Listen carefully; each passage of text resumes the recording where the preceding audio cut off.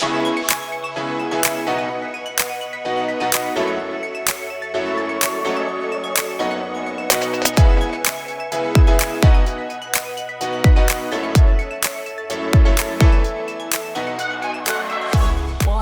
there once again to all of you that are watching and listening.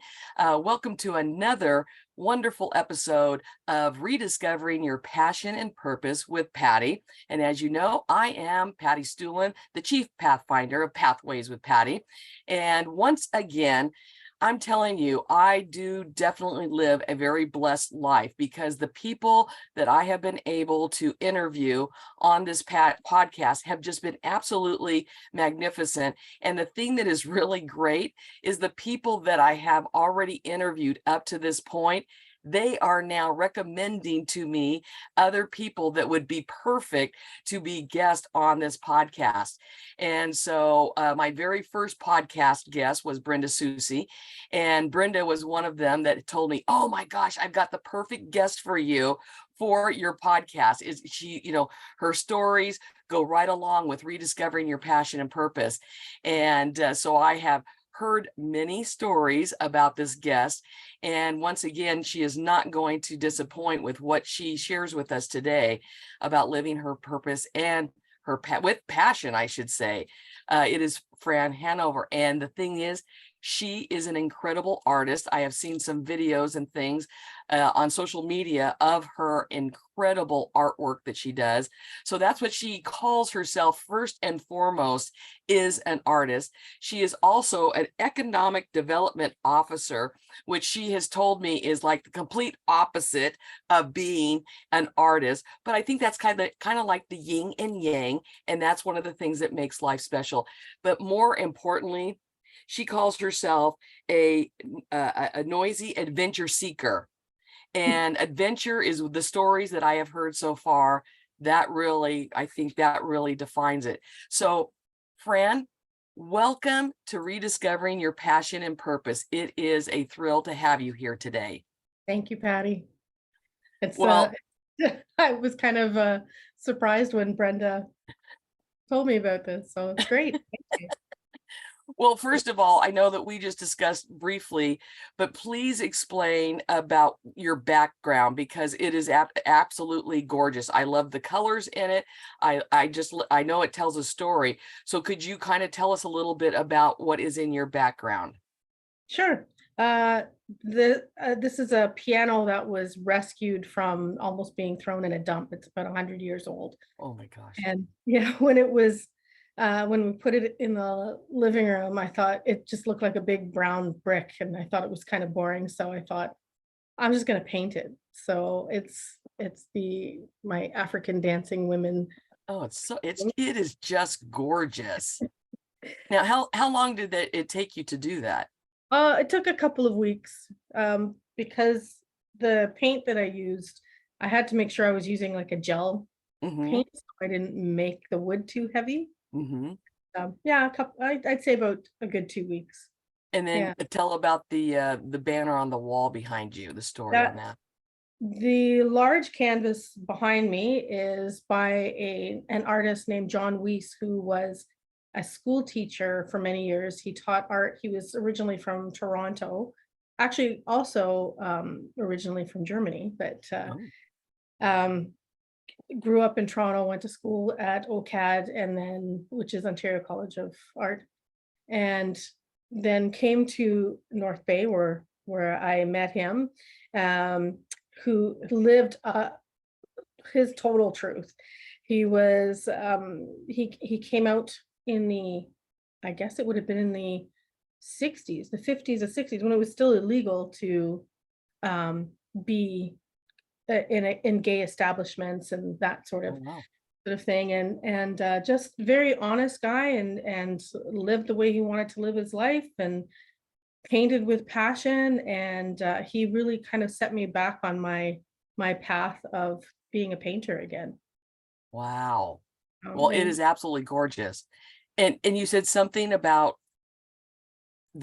were they gonna throw him away, or they were just gonna put him away someplace? So his name was, I don't know if I mentioned his name. His name was John Weiss, and he had passed away. He'd had and this is the sort of tragic part is he worked until he managed to get early retirement at 55. He thought, now I'm really gonna live my life. And within 3 years, the early onset of frontal lobe dementia. Oh, And he was a downward slope very, very quickly. So I don't even think he saw his 65th birthday. And oh, he passed away, and he had many, many large pieces, and he liked to work on drop cloth was his canvas of choice.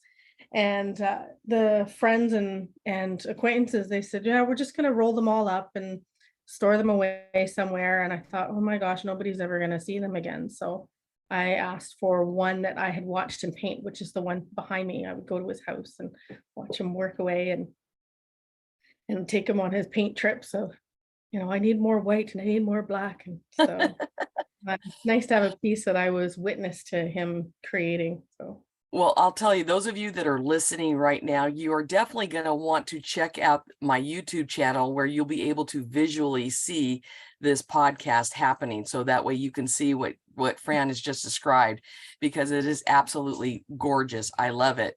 So, Fran, let's get into your story. I know that Brenda has shared little pieces of your story with me, but it's always more important to hear the story come right from you. So wherever you want to start your telling us about your journey, go for it. Oh, okay. I was adopted at, I think I was maybe a week or two. So I was told. But I think the whole story is interesting because I'm going to tell the story of what I was told, and then I'm Mhm, going to tell the truth after. So mhm. I was adopted by a German couple. They were immigrants from Germany. They came over in about 1957, around that time. And my adoptive mother, Erica, was a foster mom when she came to Canada. She used to be a midwife when she was in Germany, and just had this magical way with babies. And Children's Aid at the time, they said, you know what, you're very good with children. And she ended up, they always would bring her the babies that had different chronic illnesses, or maybe they were FAS babies, or so she would look after them for 6 months to a year. And then and it was very prevalent that there were many, many babies up for foster care and adoption in the 60s. So when Children's Aid had received a notice of a pending adoption, they would come to her house, and there'd be a knock on the door. My mother would be prepared, and she had this sort of agreement with my older adoptive sister, who is actually 17 years older than me. Oh, wow.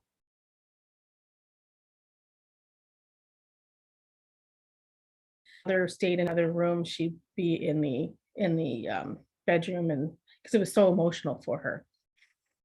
And so after I think it was baby 11, Oh my gosh. she said, I can't do this anymore. And the next one that arrives at the door is the one we're keeping.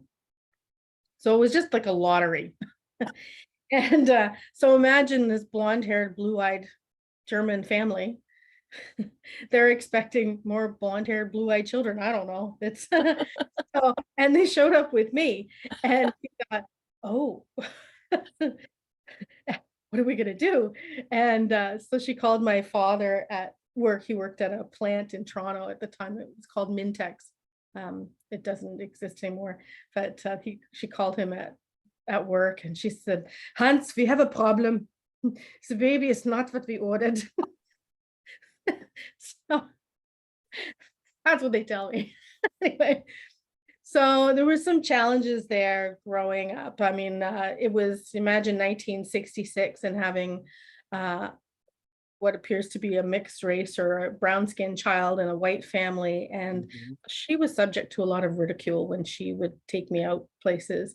or my sister would take me out with her to a mall or shopping, and because my sister was, she'd be 17, 18 years old at Mhm. the time, and and they would say, "Oh, look at that poor young girl with the little colored child," and isn't it Oh. just as the automatic assumptions, right? So from there, this was in Downsview, uh, and then my parents had decided they wanted to move to Oakville, and so they kind of pushed the process ahead a little faster for me because they'd only had me for a few months, but then the sale of the house happened and they were purchasing another one. They weren't technically allowed to leave Downsview with me because the adoption was not final. So they Mm. had to do an awful lot of paper handling and going to let's see, justice of the peace to get things processed quickly. And we moved to Oakville. And so I grew up in this very staunchly German speaking European family. Christmas was celebrated Christmas Eve. We didn't speak English at home. So Mm.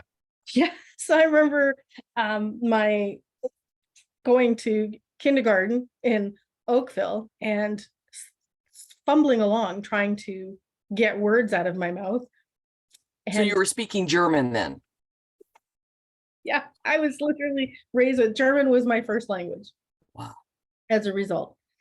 And you learn to speak English quickly when you suddenly you have a day at school and you have to throw up and you don't know how to say it in English. So be these little lessons in life of, oh, that's the word for it. I just kept saying, ich muss kürzen, ich muss kürzen. I have to puke. And the teacher's going, I don't know what she's saying until I did it. And then she knew. But you knew. And she's like, why did you throw up? Okay. I Well, get it now. you know, Uh, so then when I was 8 or 9, my parents wanted to buy a home in Northern Ontario. So they decided to move to Powassan. Of course, my parents had a very thick accent. They were very attached to their native country, longing for some connection with other German speaking people. So they chose Powassan, Ontario, which is 3.5 hours north of Toronto, based on names they saw in the phone book, because there were a lot of oh, German settlers here. So she goes, use yeah, the phone book. they're going to Powassan. There are Germans there. They are going. And so when I told my teacher, I said, this is how influenced I was by my parents' accent. I told my teacher, I'm moving to Powassan. We are moving to Powassan. And the teacher kept correcting me and said, no, you're moving to Powassan. Nine, my mother said Powassan. So I carried on this accent till I was probably 10 or 11 because I didn't know. When we got to this area, and my mother was so disappointed because she didn't realize the German community members here were actually third generation Mm. or fourth generation. They came over in the 1800s. Mm-hmm. And so nobody spoke German here. No. She's like, yeah, now what? So there was one day I asked her because I was always getting picked on as a kid. And the race thing was always a heavy duty issue because in the 60s they were still going through trying to eliminate segregation in schools, and Mm-hmm. Little Rock Nine stuff happened in Arkansas. So I was growing up right on that cusp. And I said to my mother one day, I said, how come I am brown and Gudrun and Bernhard and Andreas, that was their name, they don't look anything like me. They're all blonde hair and blue eyed. Why don't I look like them? So And was it just like one day a light bulb went off on your head yeah, in your head and yeah, you realized, wow. this is very odd. Nobody else is getting picked on in this household. Just So, me. just me. So she was very matter of fact. She said, because you are adopted. And then she explained what it meant. And it didn't quite register with me. I just took it as she picked me up in a grocery store, brought me home. You were the special of the day. Because you ever hear that story when they talk about children who are adopted and they say, "We chose you because you were special." I looked at it like I was a head of lettuce, and she brought me home, and I thought, "Could you let a brown skinned family take me?" So I just thought, "Oh, okay, well, that's how it goes, that's how it goes." And I didn't care.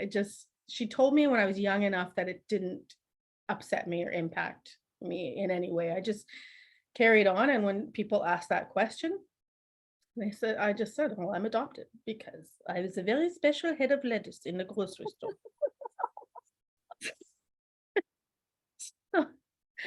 But, when friends would come over, it was very confusing for them because they think they're gonna come home and see, uh, parents that look like me, and, uh, and instead, they're greeted with, especially up here, my mother looked like Eva Gabor.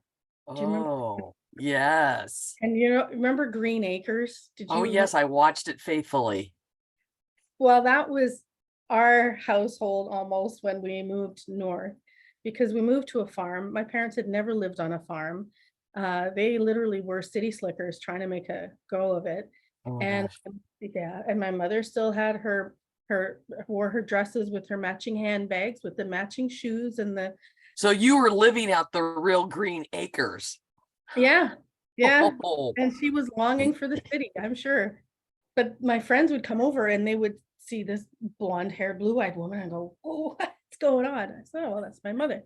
And my mother would start nattering away at me in German. She didn't speak English at home very much. She could speak English. She chose not to. mhm. And so she would say something to the effect of, "Francis, komm rein, willst du was zu essen? Hier, du kriegst einen Kuchen und ein Glas Milch und dann kannst du rausgehen und wieder spielen." And my friends would start to cry. I go, "What's the matter? Your mom is so angry. What did we do?" I said, "She just wanted to know if you'd want a piece of cake and some milk and go outside and play." These It's the way she was presenting it. They hadn't heard that, right? That tone.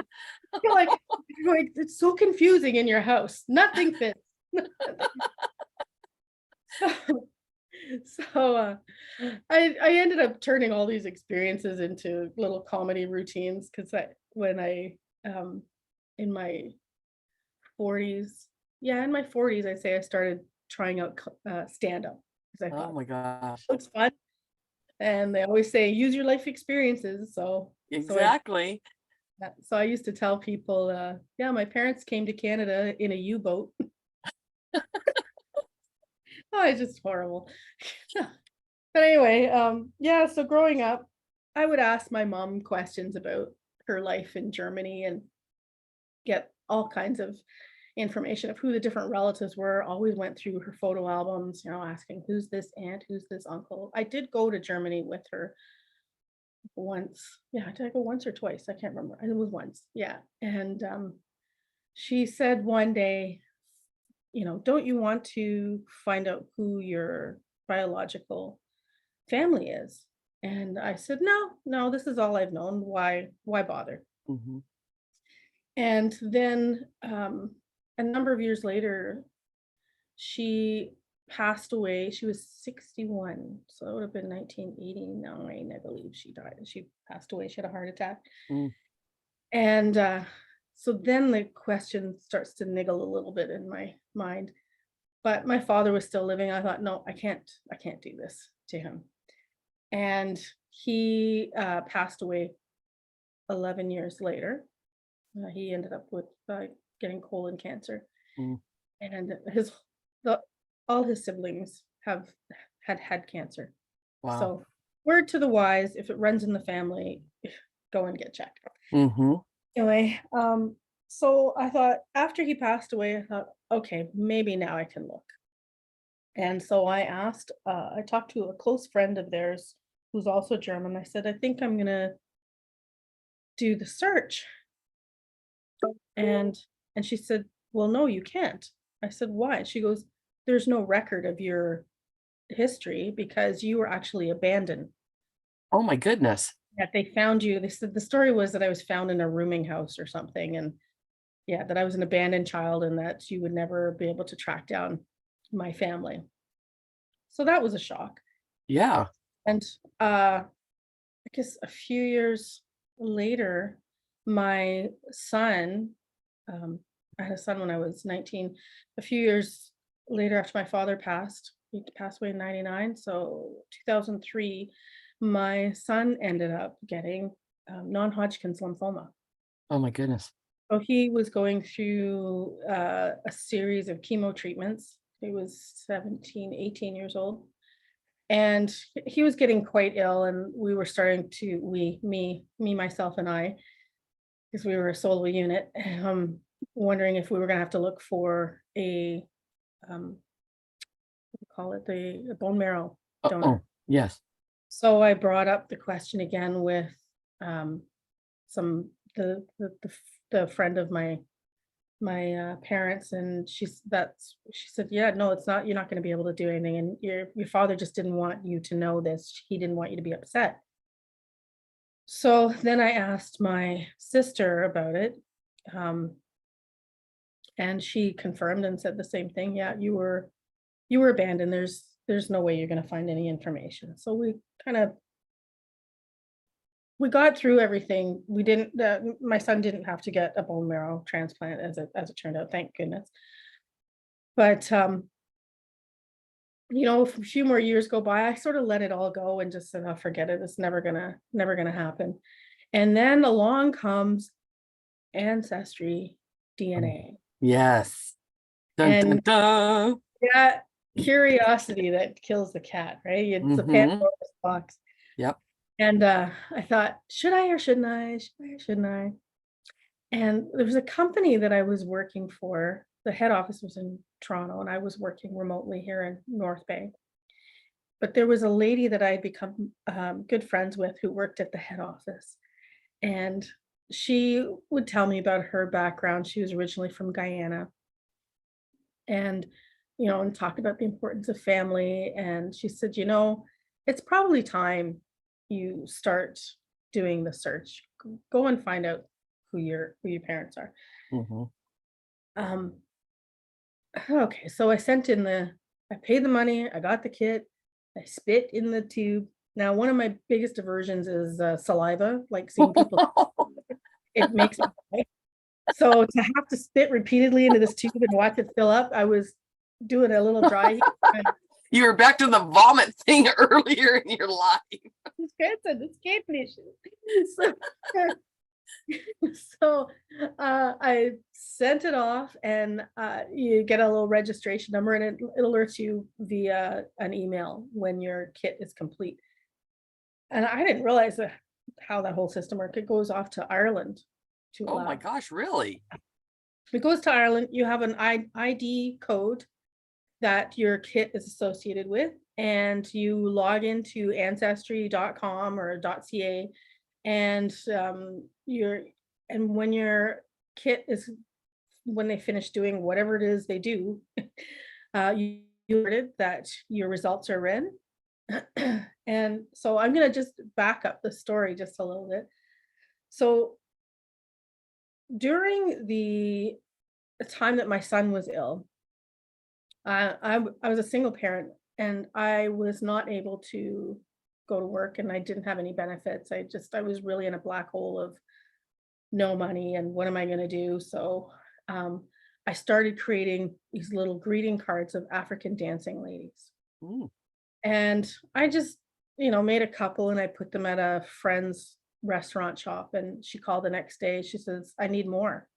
I said, "What do Mm. you mean? I just brought you four." She goes, I need about 40. Because Oh they my just gosh. are all gone.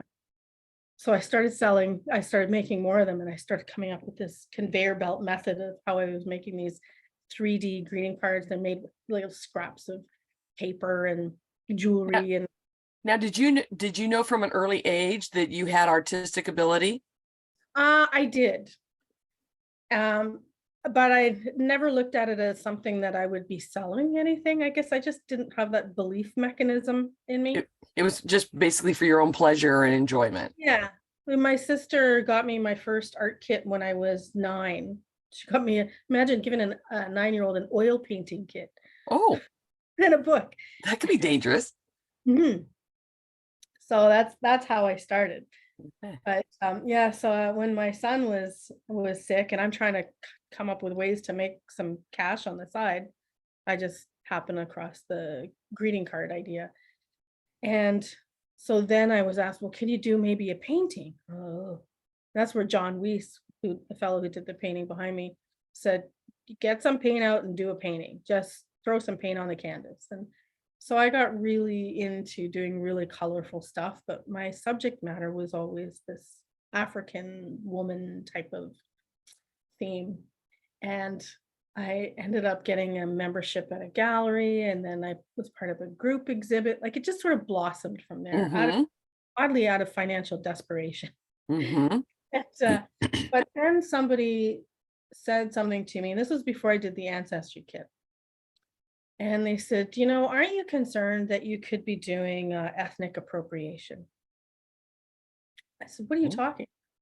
They said, well, you're painting Black people. Should you really be doing that? And I said, I don't get it. So if I were white, I could only paint white people, and only Black people can paint Black people. And so what is going on? So that's when this whole appropriation conversation really started to um, start to rear its head in society. And I thought, no, I'm pretty sure I'm a person of color. I can do this. Well, we don't think it's a good I have idea. my membership card. Look, I Yeah. can do this. Like, I have a pretty good feeling that this is what I can do. And it was a lot of pushback from different different people. Wow. So when I did the ancestry kit, I kind of went, ta-da! Look, it says my family is from Africa. It's official. I have papers. I can wear it as an ID badge in my wallet now. I'm in good standing. Am I allowed to paint this now? Okay. Oh my goodness. So silly, right?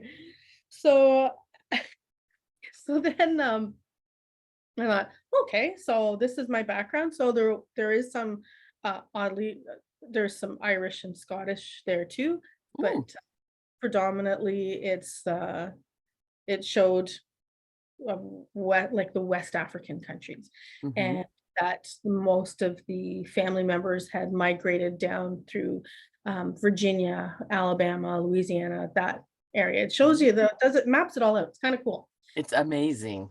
Yeah. So, well, there we go. And So haha neener. no, no, no, no, no. And so I'm looking through the list of which shows who these are all your connections. Like, isn't this fascinating? Does anybody look like me? Because that's one of the things you always do. You go, well, as an adopted kid, you go, you look in the mirror. At least I did. I'd always look in the mirror and go, do I look like my mom? Do I look like my dad? Is Mhm, she out there? Am I going to bump into her? And, is she going to be a doppelganger, or what's going to happen? mhm. So I was doing the same thing on the ancestry thing, but it only tells you if it's a person's a cousin, fourth, Oh, fifth, or third, or first. And I didn't really understand the measurement system with their centimorgans and stuff. So there was a lady who explained it to me how it worked. And there was a woman who contacted me and said, uh, you and I seem to share some similar backgrounds. Um, would you care to share? That was our line that we learned too. We wouldn't say, hey, I'm adopted. Are you my daddy? We would just say, it looks like we share some connection. Would you care to share a bit about your background and, who mhm. and stuff? It'd be really interesting. We kind of So I'm looking at it, and I read the numbers on her centimorgan count, and then I emailed Angela Tremmel, who is works with KinFinder in the US. So what does this mean? She goes, well, she's not your cousin, she's your sister. Oh my gosh. And I just about, my jaw just hit the floor. Yes. She's probably a half sister, but she's definitely a sister based on Wow. these centimorgan counts.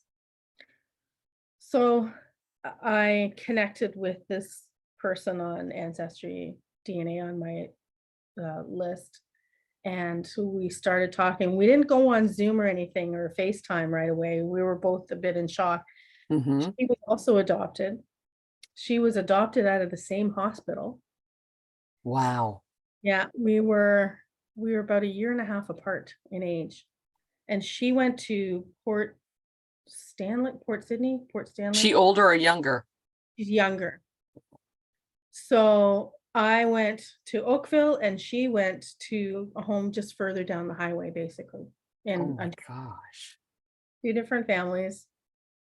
And so eventually we finally FaceTimed and we just about d- dropped looking at each other because we look so much alike. Really? We laugh alike and we sound alike and we have a lot of the same habits. And so, for example, I'm a journalism major Mm-hmm. and with like an arts minor. I've always been an artist, but I went to school for journalism.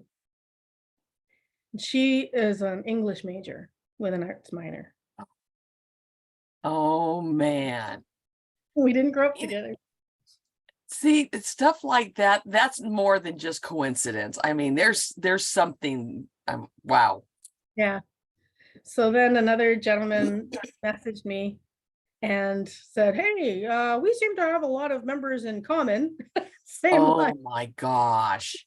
share." And I look at his Center Morgan thing and I went, "No." So I found a brother who's a Oh man.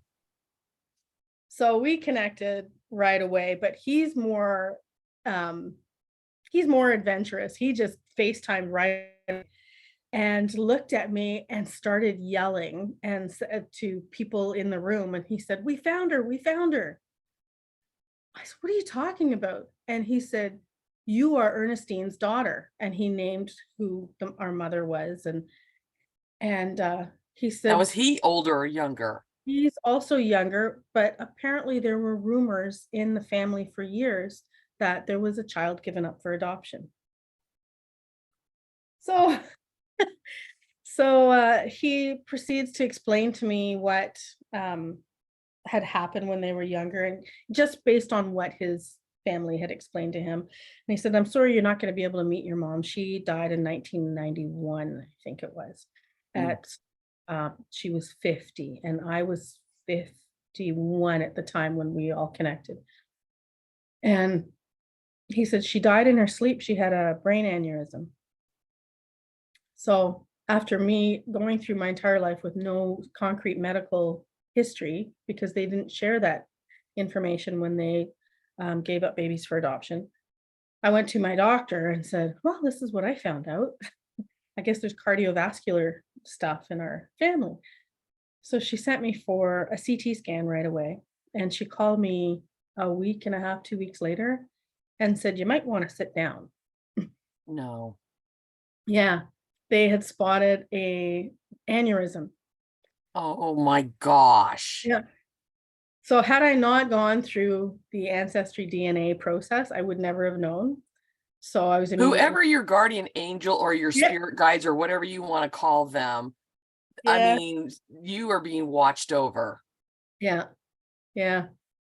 So I'm one of the few that has managed to go through the surgery of getting a stent where it's just a preventative to deflate it rather than trying to go in after the fact. Hmm. So it was the neurosurgeon said, "You're kind of famous in this wing." This doesn't happen. So I'm part of a study at uh, Toronto University Hospital. I think not Toronto, yeah, whatever it is down there anyway. Wow. And because that's a way for them to figure out how can they spot it in the future before it ruptures. Hmm. So I had that done.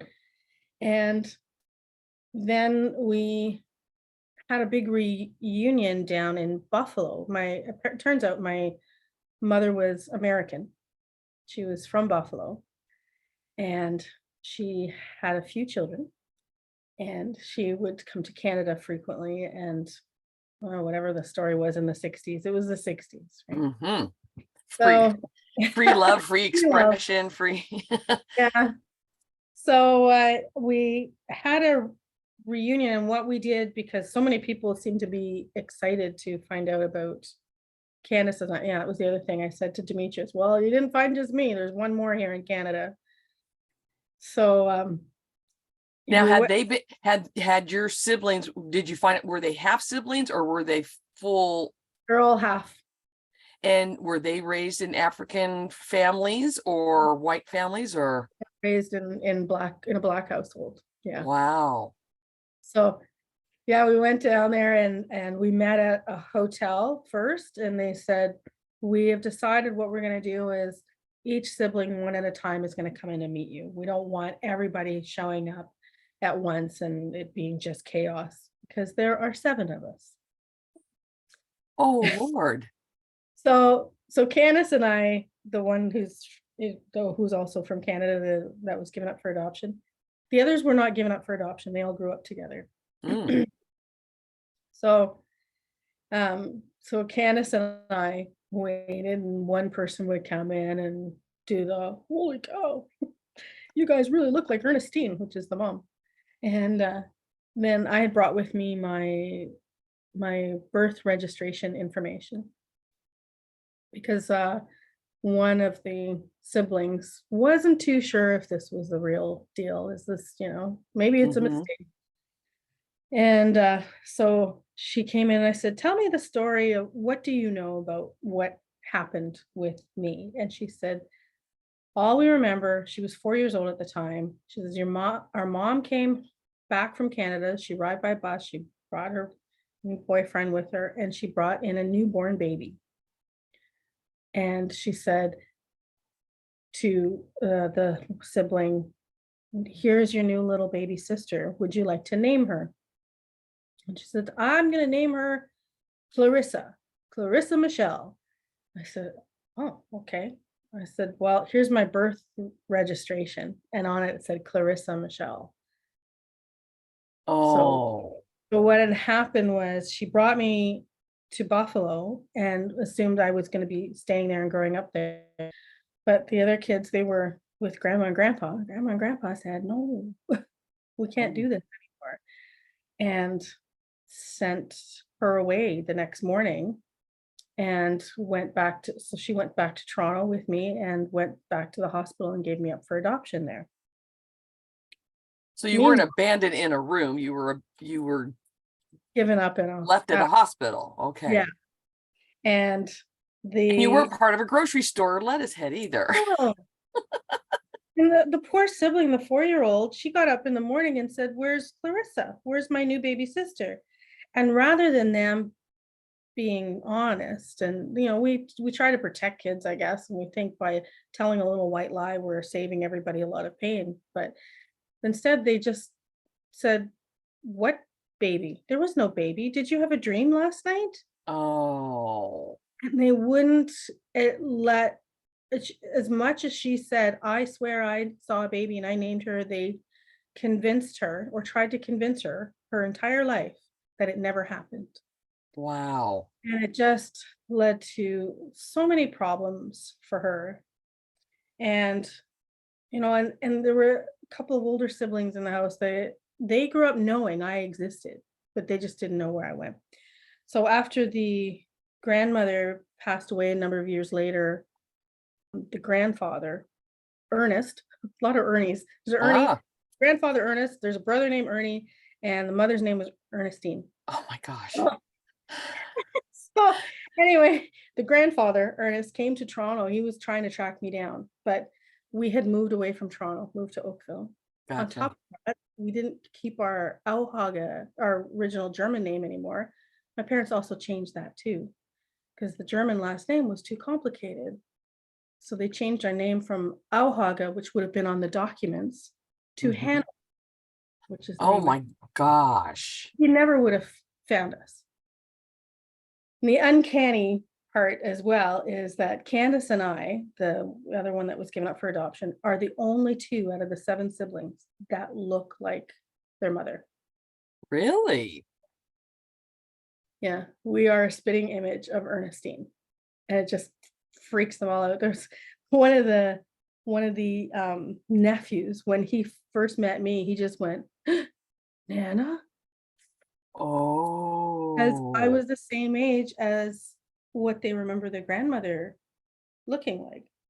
oh And my goodness. yeah, so and on top of it all, I was I was cutting, before I connected with everybody, I was cutting, metal, doing some metal art, and so I wore these flame retardant coveralls that I bought secondhand from a place, and it had, it comes with the old name badge on it, and my friend, after all this connection stuff started, so I have a sibling named Ernie, a grandfather named Ernest, and a mother named Ernestine, and my friend, while I'm cutting metal, he goes, "Look at your coveralls." I said, "What? What's the name on the badge?" "Ernie." No, come on. I kid you not. That's too much. Yeah, just a lot of weird stuff like that. Yes. So that's pretty much that So that's do the you know who your father is, or are you no, planning that on looking for him? um the I haven't really tried. Somebody said his nickname might have been Shorty or something, but I don't know. Hmm. Like the one brother, Demetrius, he's connected with his father, and we're not related, but it was a good reunion for him. Um, I have reached out occasionally through the DNA list of people that you could be related to. I would go to I'm assuming he's white. Hmm. I'm just guessing. And so I've gone to a few people lists where I said, "Hey, it looks like we may be related. Would you care to share?" And one lady, honestly, she wrote back and she said, "You must be mistaken.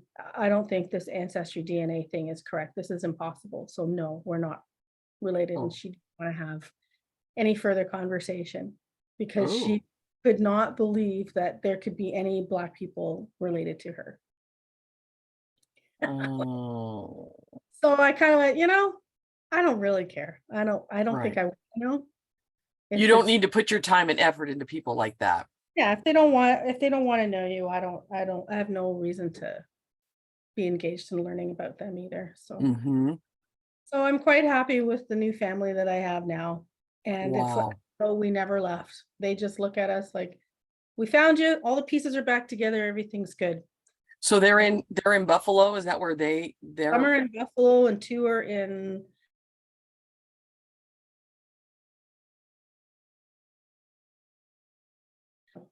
so yeah. And we have conversations as though it's like we grew up together.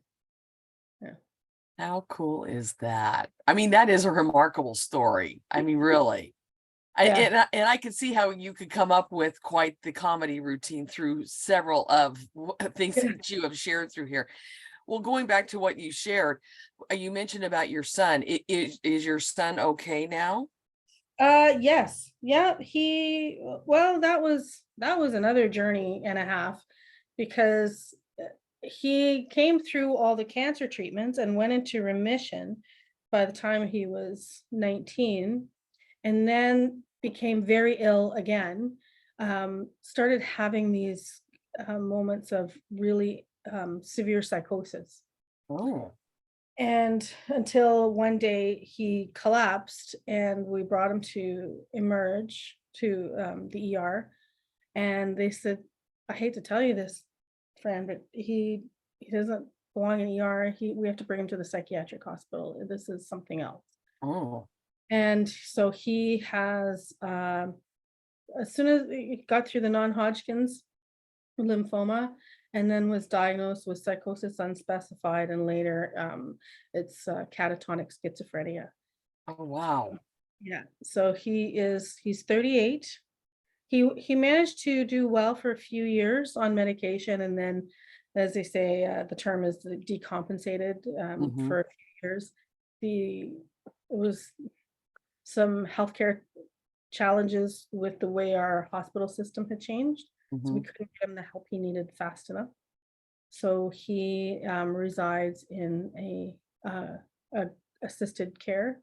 Mm, Um, it's a nice house, like it's like a townhouse, and he lives with a sure. couple of other guys, and there's a care person who comes in from 10 in the morning till 7:30. So they have a pretty good independent living, but Mhm.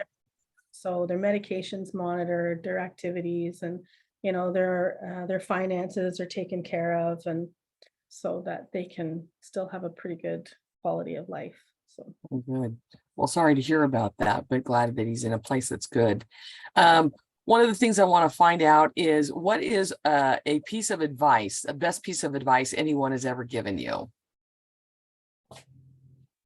hmm, that's a good question. Um,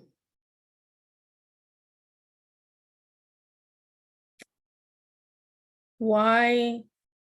Oh, don't. I don't have to think about that. Don't don't run when you can walk. Don't walk when you can sit, and don't sit when you can.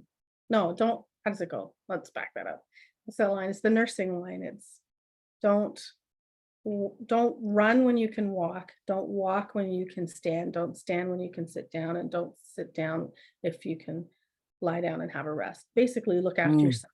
Don't hmm. don't do all this. Don't take all these actions for something that is not going to benefit you. Right. Just always look after yourself. That's awesome. So during, you mentioned briefly, when you were growing up that people would make fun of you or whatever. I take it a little step further. When you said during your life that you wanted to do different things, did you have people yuck your wows? And Oh, if so, what did you do? How did you respond to those people?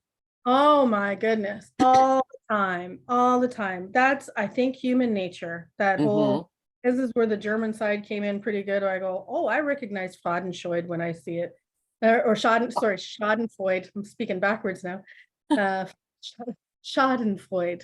The happiness at other people's displeasure, you know, Mm, happiness at other people's unhappiness. And so it's a pretty common thing to have people try to undermine your effort. And sometimes it's not done so much to hurt you, but it's done to make them feel better, to say, well, I can't have it. Why should you? mm-hmm. And or they just don't understand it, or you're just not in alignment with what they see their life being like, or what they think your life should be like. Mm-hmm. When you grow up in a society that says you go to school, you grow up, you go to college, you get married, you have children, you get a house, you get a car, that normal. Mm-hmm. Mm-hmm. If you do anything outside of that, it's you're breaking the whole. The cycle. Yeah, the universe is gonna just implode now. So yeah, constantly. And so an example would be the way I paint is very colorful. I don't know if I can, my house is kind of messy.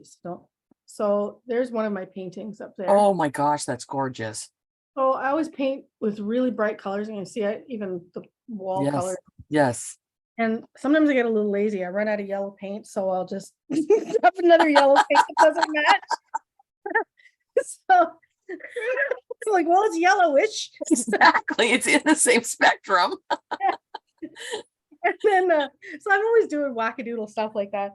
And then so that came about from somebody saying to me, why can't you just paint like landscapes and wolves and ducks or something? Like, use, can you do something in muted tones? Why do you have to? Natural colors.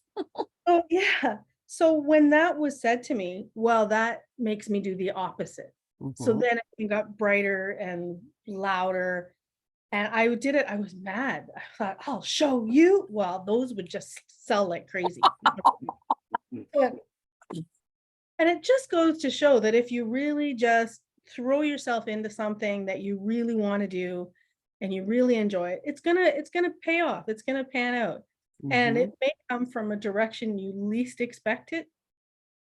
So That's uh, great.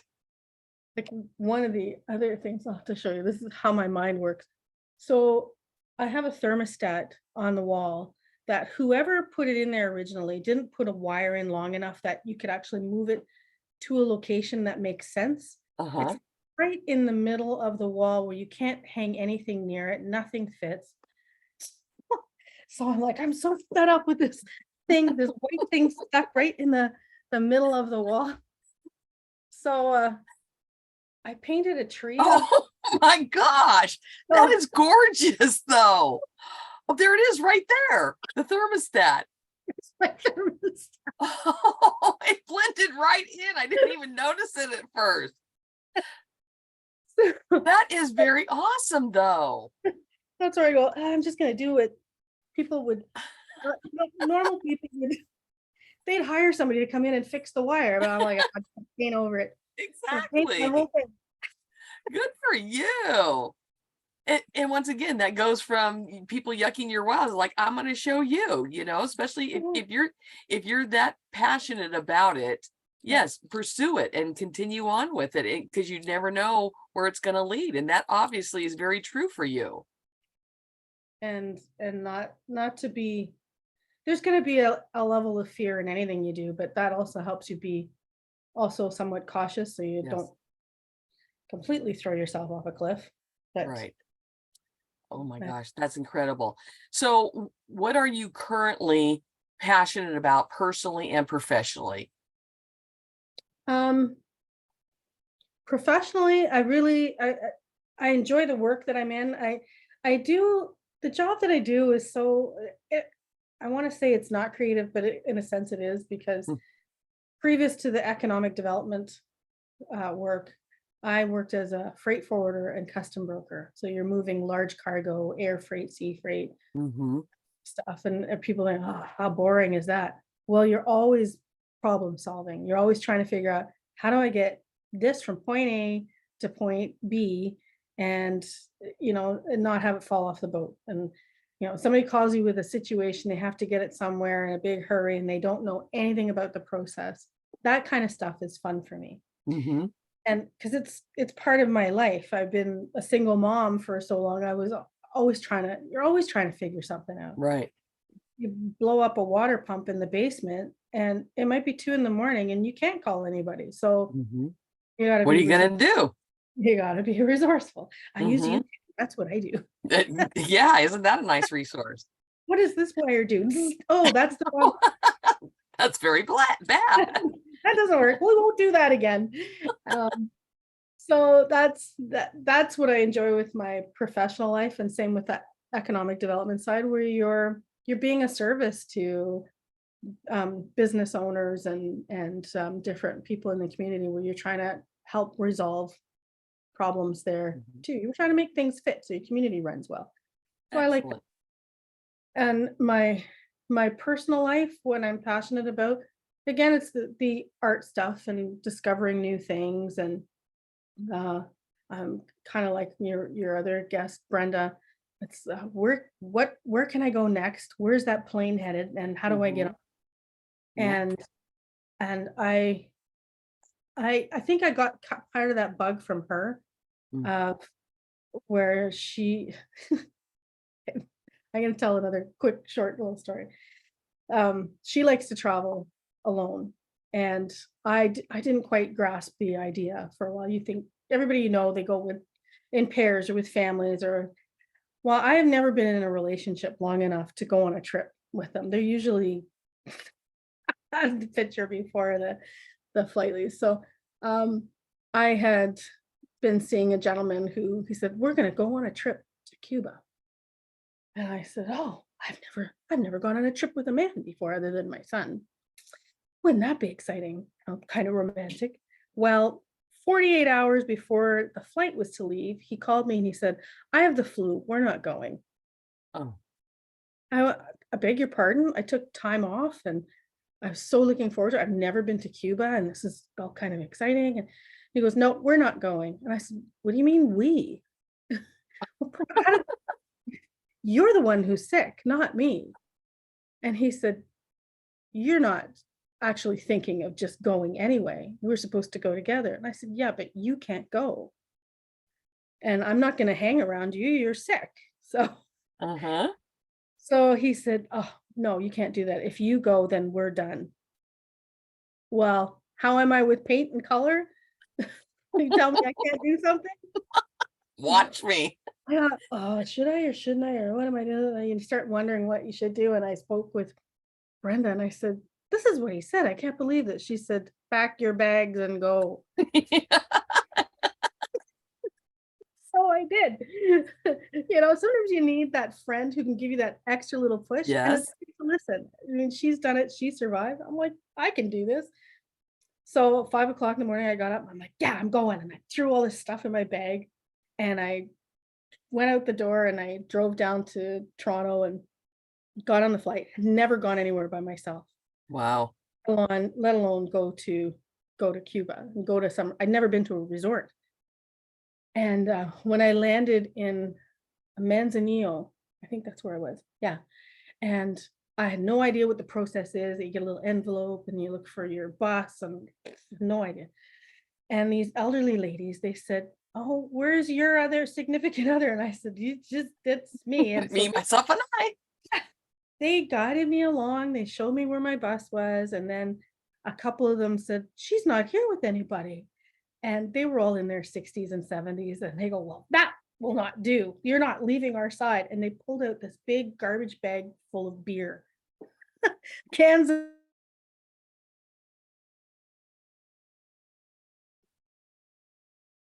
gave me beer. We get to the resort. They're pushing me along. Okay, you got to go to this desk and you got to this way to this room. And they never let me spend 5 minutes alone, which Oh is my gosh. that's what I learned about when you travel alone. You're never alone. Mm-hmm. Think, oh my God, how am I going to do this for 2 weeks? There's going to be somebody that connects with you. And turns out one of the ladies, she said, where do you work? And I told her the name of the company I work for. And she goes, um, she was from Niagara Falls or St. Catharines. I said, well, I have one of my managers is in Fort Erie. That's where it was. And she said, I worked for that same company and I worked at Fort Erie. And your manager and I play bingo together. Oh my gosh, made a connection. Weird, weird world. So that was my first experience going alone. So then I was bitten by the bug. Mm-hmm.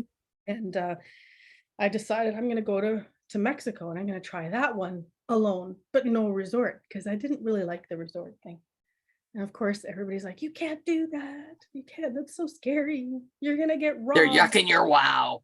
Yeah. And I went, too bad I have my plane ticket. I'm leaving. And I was the biggest dummy getting there. I didn't know what I was doing. I learned about a lot of scams because I got scammed a lot. Mm. So how you learn. Mm-hmm. As soon as I tried to leave the airport, I got, corralled by timeshare Oh people. yes. And then I clued in. Oh, that's what they're doing. Oh, they said, we'll get you a taxi. It'll be really cheap to where you're going, which was a 2.5 hour drive up the highway. We'll get you a really good deal. Just make sure you meet us at the timeshare. That's their big thing. I'm like, okay. So it was only $40 to go 2.5 hours by taxi. Mm-hmm. I knew that was a steal because they wanted me to go see the timeshare. I hope none of them are listening because I got to my town, found my little hotel that I was staying, and then conveniently threw away the number from the timeshare people. I never went to see the timeshare. I'm like, thank you for the deal. Mm-hmm. Again, I was there maybe 15 minutes, and there was another couple that said, oh no, you can't be here by yourself. So everywhere you go, that's just how it is. So it just becomes easier. You don't have to look after anybody else. You can do what you want to do on your time. Yeah. And if you don't have to deal with people who go, oh, do we have to eat that? Do we have to do this here? We have to go to that location. If you want to spend a day and you just want to sleep all day, then you sleep all day. You can do that too. So what would you say is your purpose, personally and professionally?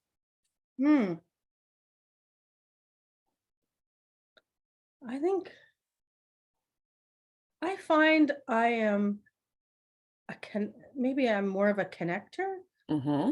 that when I meet people and they say I'm looking to do such and such, or I'm, you know, I don't I need to find somebody who knows how to do ABC. I seem to be able to connect people that way. Great. Um, and to encourage them to do things outside of their comfort zone. So you're an encourager. Yeah, yeah, definitely. I get very excited about other people's ventures more than my own. Mm-hmm. And they say, I'm going to try this for a business. I'd be like, right on. And you can do this and you can have a donkey in the middle of the restaurant. It'll be fabulous. And whatever. And I wish I had the same enthusiasm for my own stuff. But We're always better doing that with other people, though. I mean, I yeah. understand that. Well, a great example is there's a lady who teaches belly dance in Southern Ontario and drumming, and she just posted on Facebook, "Hey, I'm going to Colombia and I'm looking for a place to stay in Cartagena. Does anybody know anybody, or can anybody recommend an Airbnb?" Well, it turns out here where I live, there's a couple that I know that own a apartment there. So Oh, I messaged them. I said, "Hey, do you have room?" They said, "Well, we're actually in the apartment this week. We're here on holiday." So I explained, I said, "Well, her name is Rula, and this is what she's looking for." And they go, "Yeah, we got room. Connect us." So they did. And she went, she stayed with them for 2 weeks, I think. oh Yeah. my Never gosh. met them before. Down in Cartagena. Wow. So just, she didn't know, like they didn't know each other. I thought that was amazing. And they were willing to take that leap. So you see yourself as being with that purpose, being a connector personally and professionally then. Yeah. Yeah. Trying to find ways to help people accomplish tasks and I, Excellent. yeah. So what would you say is your superpower? Ooh. Oh, Because I mean, a connector is a superpower, but can you yeah. think of something else that is I your think superpower? I think my superpower could be that I always know that no matter how awful things can be in a certain given situation, that I know deep down inside it's not forever, that Hmm. something will change, something good will happen, and there's a learning experience out of whatever I'm going through. And I also know that even in the depths of despair, like, for example, when my son was diagnosed with these different medical disasters and crises, at the time I went, at first you go, "Why me? And why is this happening? And let the earth just swallow me up because I can't believe Hmm. this is happening." I learned from that it was an opportunity for me to gain enough knowledge out of that crisis that I can help the next person who faces it. Hmm. And to have, even at one point, there was a nurse who called me from the hospital a number of years later, and she said, "I'm calling you because I don't know, my son is same thing, a similar illness, and I don't know how to navigate the mental health system," which I'm sure is the similar issue in any, both Right. Canada. She says, "I don't know what to do or where to start." And I could walk her through it, even though she worked in the medical industry. She said, "I'm not in that part of the industry." And she said, "I heard through the grapevine that everybody to talk to get something done." Wow. What a compliment to you. And it was just, so that's why I go, okay, if you fall on your face and you break your nose and you have to go see a surgeon, that's so 6 months later when somebody else does it, you can recommend a good surgeon. Have I got someone for you? Fix that. It's a way to solve that. So, Fran, how would you say that you're living your best dash?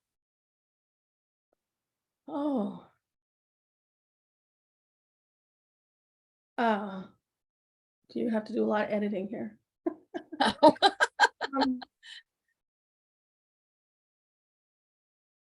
I think if someone were to describe me years from now, if I'm long gone, they'll say, you know what, she approached stuff with this creative vigor and Mhm, humor mhm, and could find herself in these precarious and ridiculous situations and laugh her whole way through it.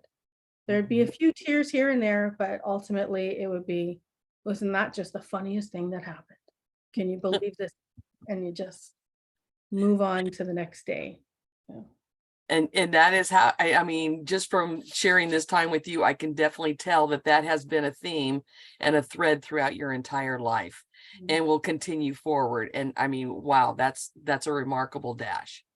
Yeah, I think so. Yeah. Yes, it's fabulous. It's a mixture of everything, and you just keep moving forward, and that's the most important part of it.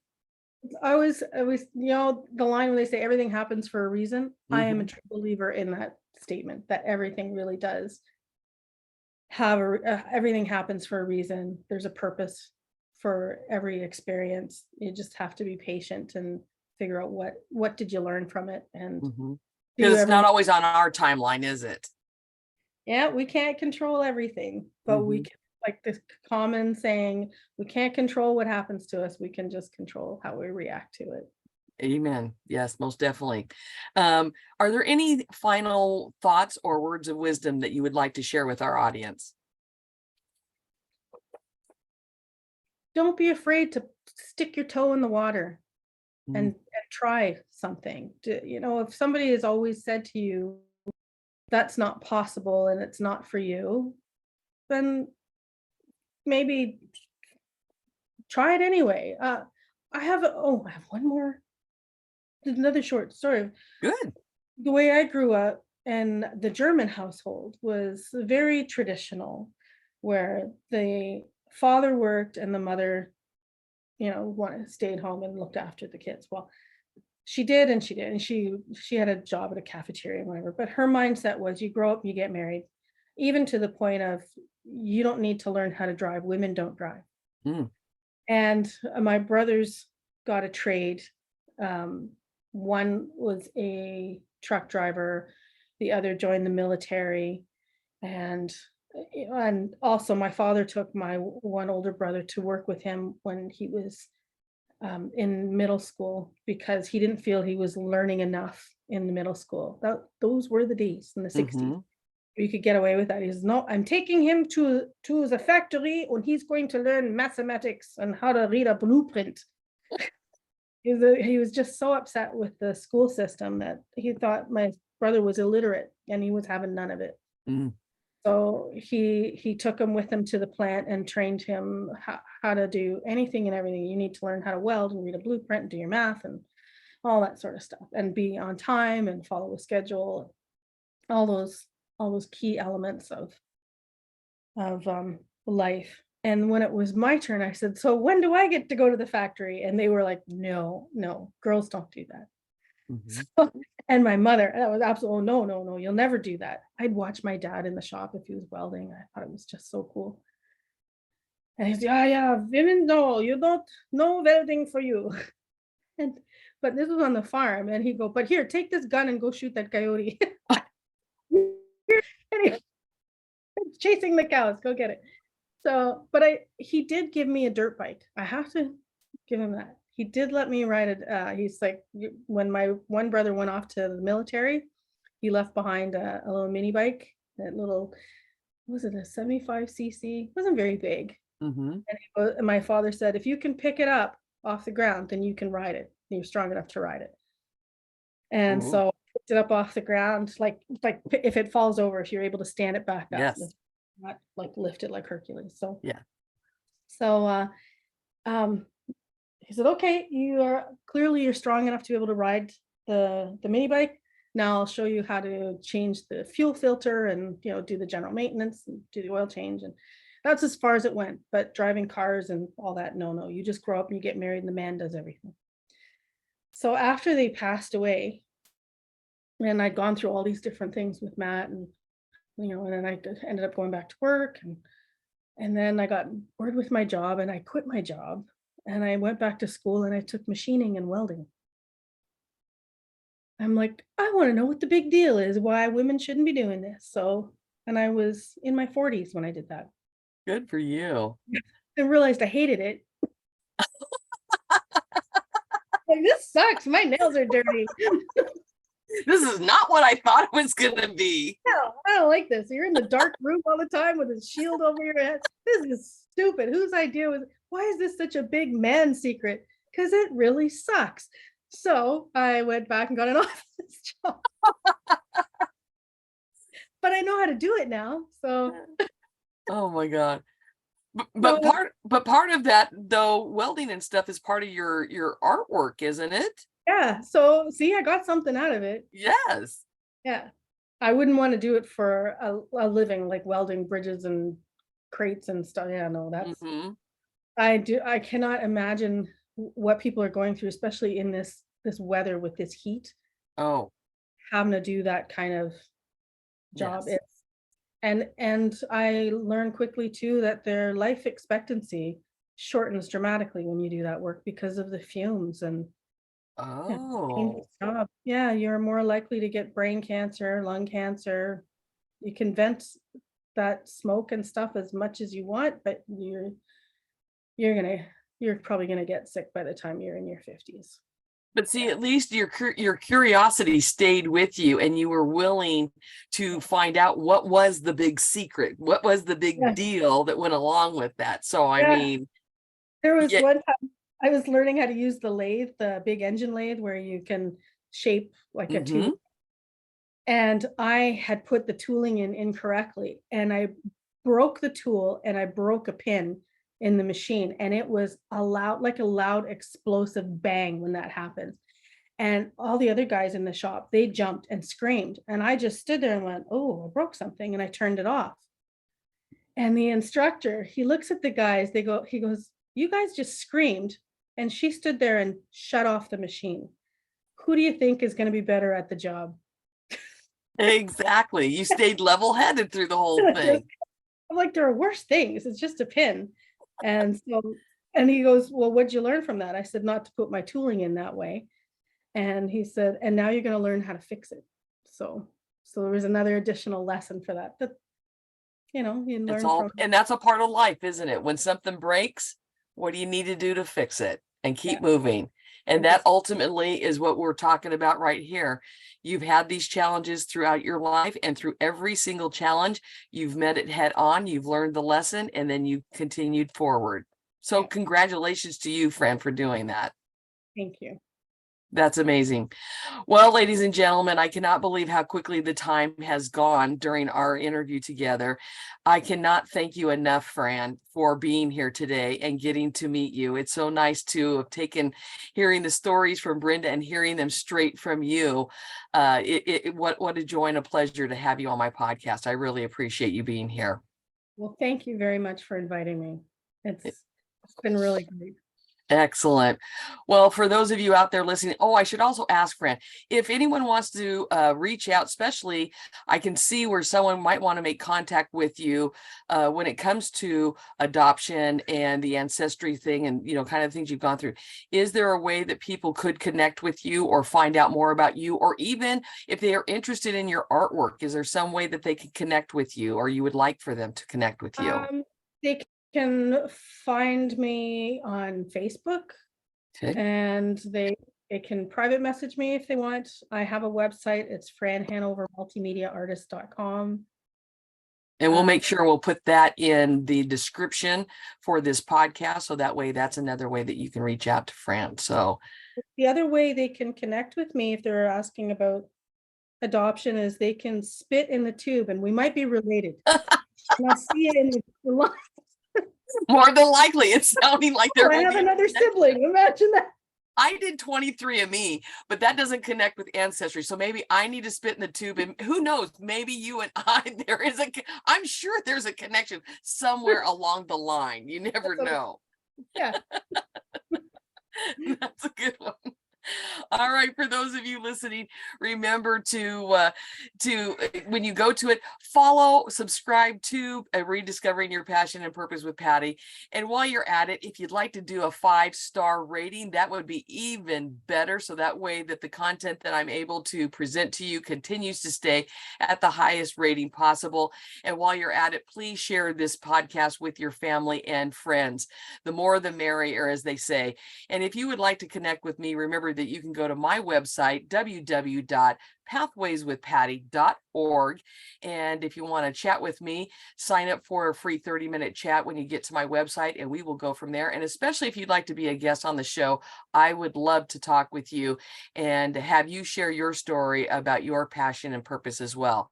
So until we meet again, remember to keep living your best dash, because life's an adventure and you should be enjoying the journey because your life matters. Thank you for joining us today, and may God bless you all.